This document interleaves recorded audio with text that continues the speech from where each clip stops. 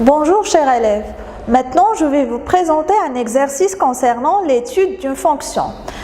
Voilà l'énoncé. Donc soit f, une fonction définie par f de x égale à x au carré moins 2x plus 3. La question numéro 1, déterminer le domaine de définition de la fonction f. La question numéro 2, montrer que pour tout réel distinct a et b, t, le taux de variation est égal à a plus b moins 2. La question numéro 3, en déduire les variations de la fonction f sur l'intervalle semi-fermé moins l'infini 1 et sur l'intervalle 1 plus l'infini. La question 3a, vérifier que f de x égale à x moins 1 le tout au carré plus 2. Question 4b, donner la nature de C de f et déterminer ses éléments caractéristiques. Puis 4c, tracer la courbe représentative de la fonction f dans un repère orthonormé. Et la question 5, résoudre graphiquement f de x, l'équation f de x égale à 3, et puis l'équation f de x supérieure ou égale à 6. Alors je commence par la première question. Déterminer le domaine de définition de la fonction f. Si vous voyez f de x égale à x au carré moins 2x plus 3, cette fonction a la forme d'un trinôme ou bien d'une fonction polynôme. Donc, comme correction, comme la question numéro 1, la fonction f s'écrit sous la forme, la fonction f s'écrit sous la forme d'un polynôme. Forme d'un polynôme. Donc, son domaine de définition, polynôme, donc, df, le domaine de définition de la fonction f, c'est l'ensemble R, parce que pour toute valeur de x, je peux faire le calcul de l'image f de x, ou bien f de x existe pour toute valeur de x. Je passe à la question numéro 2, montrer que le taux de variation t égale à a plus b moins 2. Donc, montrons que t égale, que pour tout réel a et b distinct, c'est-à-dire que a est différent de b. T égale a plus b moins 2. D'abord, c'est quoi la forme générale de t? On a, je fais un petit rappel, donc on a t, c'est f de a, par exemple, moins f de b divisé par a moins b. Je peux choisir les variables que je veux, soit a, b, x, y, z, t, etc. Donc t c'est f de a moins f de b divisé par a moins b. Je remplace f de a par a au carré moins de a plus 3 et f de b c'est b au carré moins de b plus 3. Donc on a t égale, j'ai dit que t c'est f de a, par exemple moins f de b divisé par a moins b. Par la suite, je remplace f de a par a au carré moins de a plus 3. Et b c'est b au carré moins de b plus 3. Le tout divisé par a moins b. J'enlève les parenthèses et je développe. Donc, c'est a au carré moins de a plus 3 moins b au carré plus le moins avec le moins, c'est un plus. Donc, plus de b moins 3 divisé par a moins b. Par la suite, je simplifie par 3. Donc là, une simplification par 3. Donc, c'est a au carré moins de a moins b au carré plus de b. Le tout par a moins b.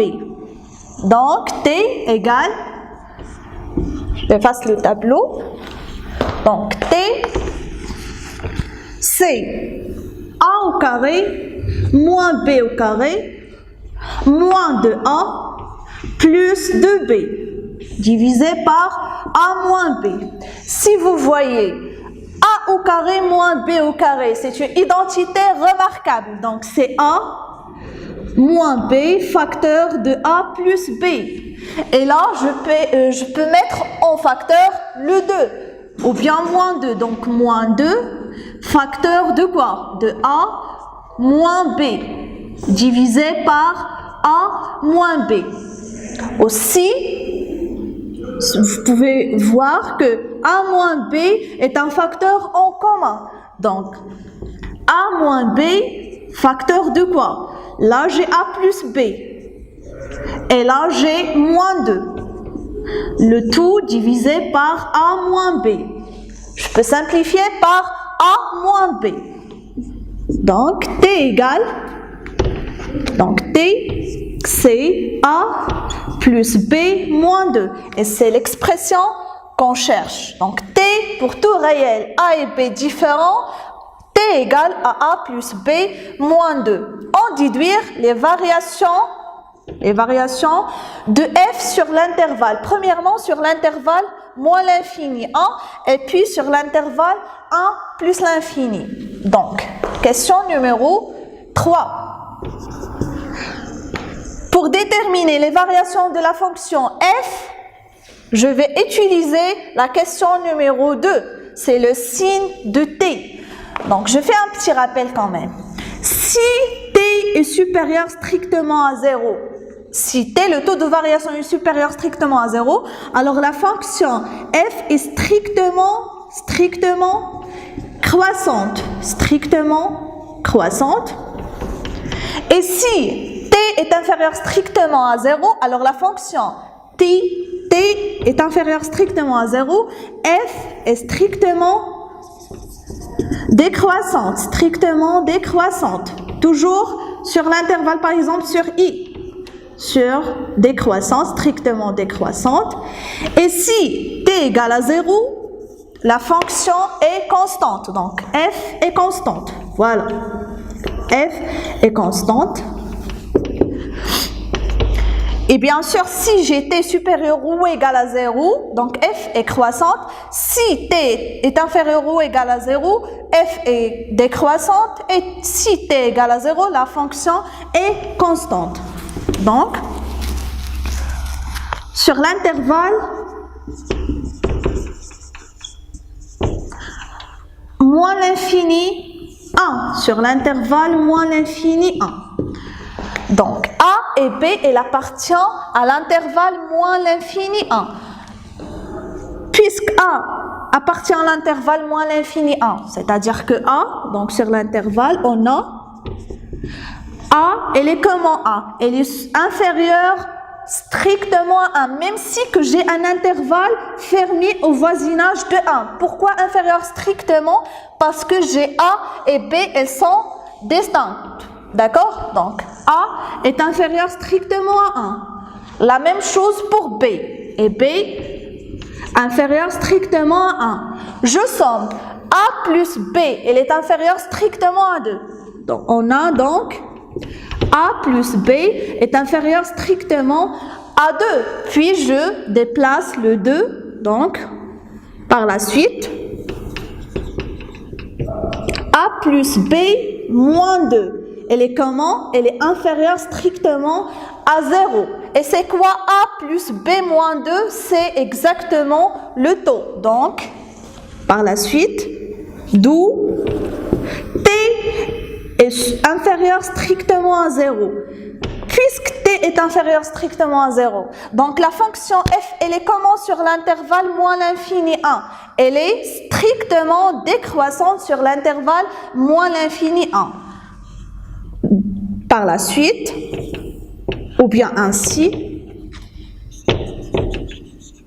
f est strictement décroissante,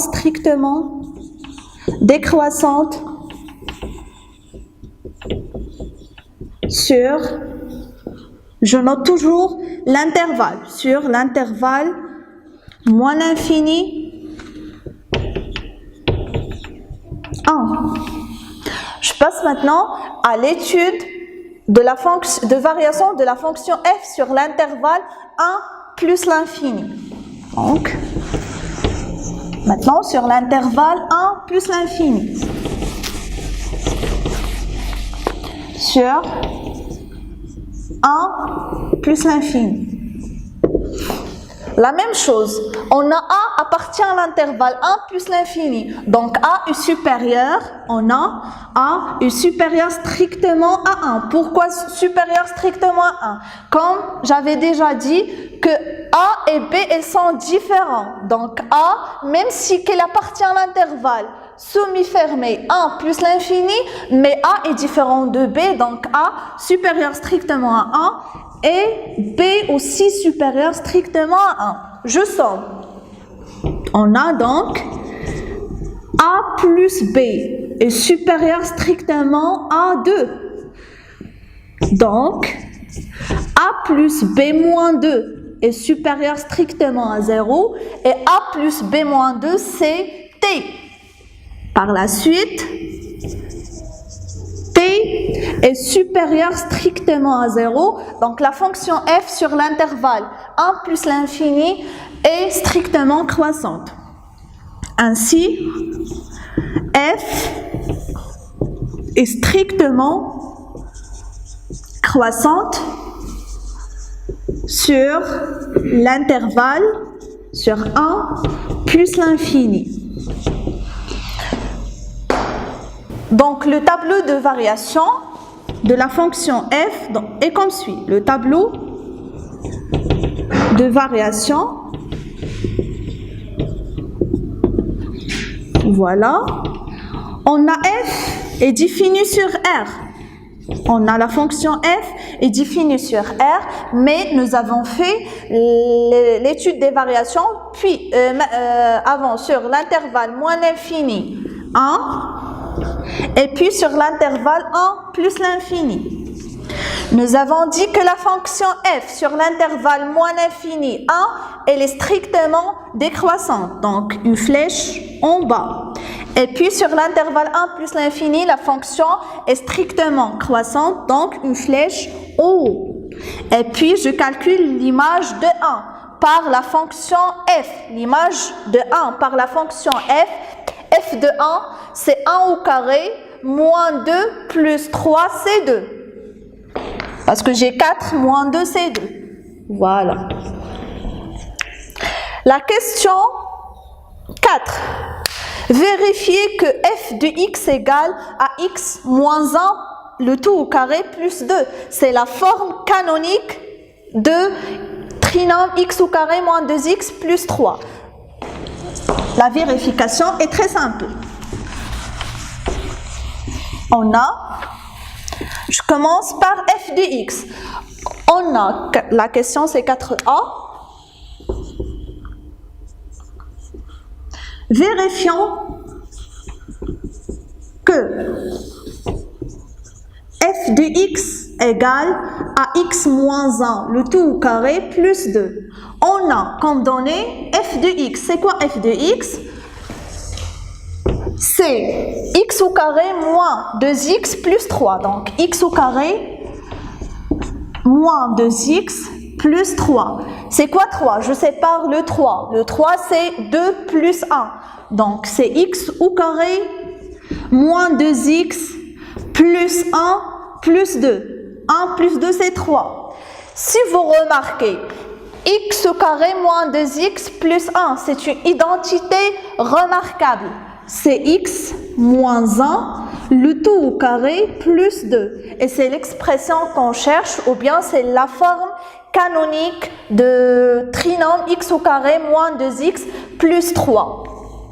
On passe à la question 4b. Donnez la nature de CF et déterminer ses éléments caractéristiques. Puisque f s'écrit sous la forme, je fais un petit rappel. F, les fonctions x associé à ax au carré plus bx plus c. Sa courbe représentative est une parabole de sommet. Est une parabole, c'est f, est une parabole de sommet. Le sommet de cette parabole, c'est le sommet oméga, le point oméga. Je peux utiliser la forme canonique pour déterminer le sommet, mais sinon, la forme générale de sommet, c'est moins b sur 2a, f de moins b sur 2a. D'abscisse, le point oméga est d'abscisse moins b sur 2a et d'ordonnée f de moins b sur 2a. Et d'axe de symétrie,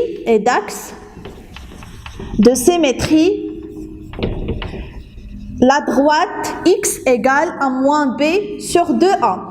Mais sinon, j'ai dit que je peux utiliser la forme canonique. La forme canonique, par exemple, de trinôme ax au carré plus bx plus c, il s'écrit sous la forme suivante. C'est x, par exemple, moins a le tout au carré, plus b. Donc, oméga est de coordonnées a, b.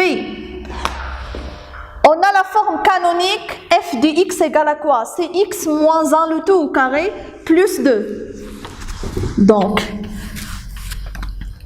4b, on a d'abord CF, on a CF est une parabole de sommet. Le sommet de cette parabole, c'est le point de sommet oméga.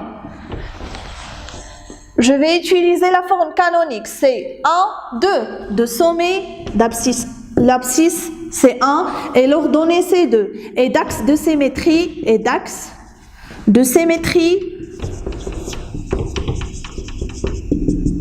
la droite x égale à 1. Je passe maintenant à la question 4c, tracer la courbe représentative de la fonction f dans un repère orthonormé. Donc, d'abord, je trace les axes de repère, l'axe des ordonnées et l'axe des abscisses. D'accord? Donc, je passe.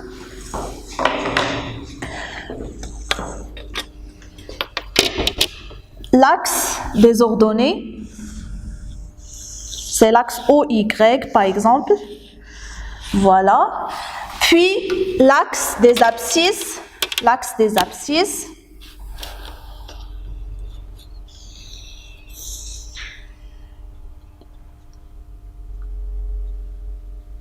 voilà. Dans un repère orthonormé. Ortho, c'est-à-dire que les deux axes, ils sont perpendiculaires. Normé, c'est-à-dire que la norme de vecteur OI, par exemple, est égale à la norme de vecteur OG égale à 1. Donc, là, j'ai une droite graduée. C'est l'axe des abscisses.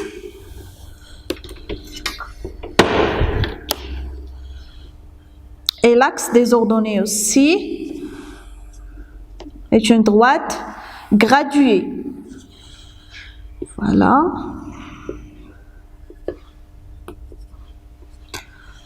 Donc là, par exemple, si je travaille dans un repère OI, OG. Donc, l'origine de repère, c'est le point O. Donc, j'ai 1, 2, 3, 4, 5, 6, moins 1, moins 2, moins 3, moins 4, moins 5, moins 1, moins 2, moins 3, moins 4, 1, 2, 3, 4, 5, 6, 7,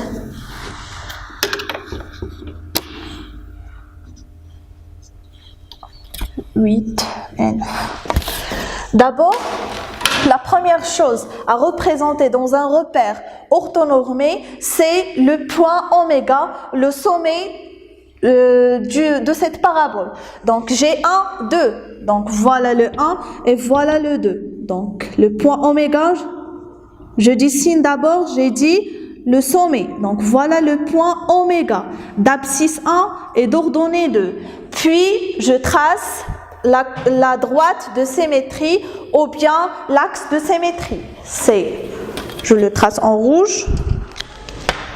Donc, c'est la droite passante par x égale à 1.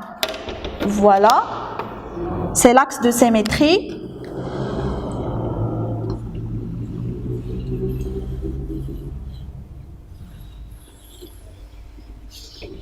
Puis, je peux utiliser un tableau de variables.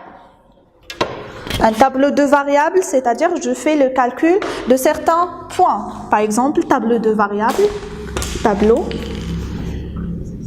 de variables, de valeurs, pardon, et non pas de variables. Tableau de valeurs, x et f de x. Si x égale à 0, si x égale à 0, f de 0 égale à 3. Si x égale à 1, f de x égale à 2.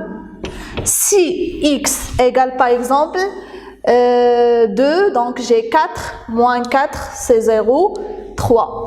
Oui, donc si x égale à 2, j'ai 3, etc. Je représente ces points. Donc 0, 3, voilà le premier point. 2, 1, c'est le point oméga. 2, 3, voilà. Et puis, je relie les points par une courbe et non pas par une droite. Donc voilà, c'est comme ça, je pense.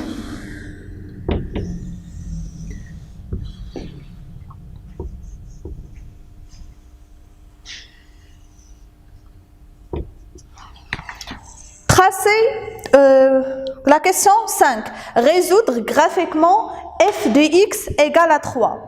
f de x égale à 3, je trace d'abord la droite y égale à 3. y égale à 3, c'est la droite passante par l'ordonnée 3. Voilà. y égale à 3. f de x égale à a, je trace la droite passante par l'ordonnée a. Voilà.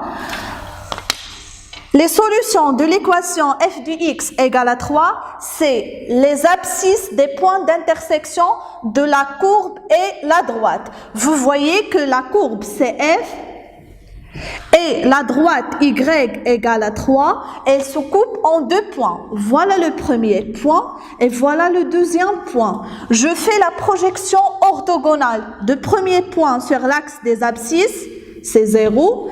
Et le deuxième point, sa projection orthogonale sur l'axe des abscisses aussi, c'est 2. Donc la solution de f de x égale à 3, c'est l'ensemble qui contient les deux réels 0 et 2. Voilà. La question 5. La solution de fx égale à 3 est l'ensemble S, je note par S, c'est l'ensemble des solutions. C'est l'abscisse, la première solution c'est 0 et la deuxième solution c'est 2. Donc 0, 2. On passe maintenant à l'inéquation f de x supérieure ou égale à 6. Donc pour résoudre cette inéquation, je trace d'abord la droite passante par l'ordonnée y égale à 6. C'est la droite y égale à 6. Si vous remarquez, la courbe représentative de f et la droite, elle se coupe en deux points. Le premier point et le deuxième point. Je fais la projection orthogonale de ce premier point sur l'axe des abscisses, puis la projection orthogonale de ce point sur l'axe aussi des abscisses. La résolution de l'inéquation est sous forme d'un intervalle. Je cherche la partie où l'intervalle est en dessous de la droite y égale à 6. Elle est dans cette partie-là. Donc de moins l'infini, la solution de fx, l'inéquation fx supérieure ou égale à 6, et l'intervalle, j'ai dit, et l'intervalle de moins l'infini jusqu'à moins 1 et l'intervalle moins l'infini, moins 1, fermé. Pourquoi fermé? Parce que tout simplement, j'ai supérieur ou égal. Union, l'intervalle 3 plus l'infini. Donc 3 plus l'infini. Merci pour votre attention, chers élèves.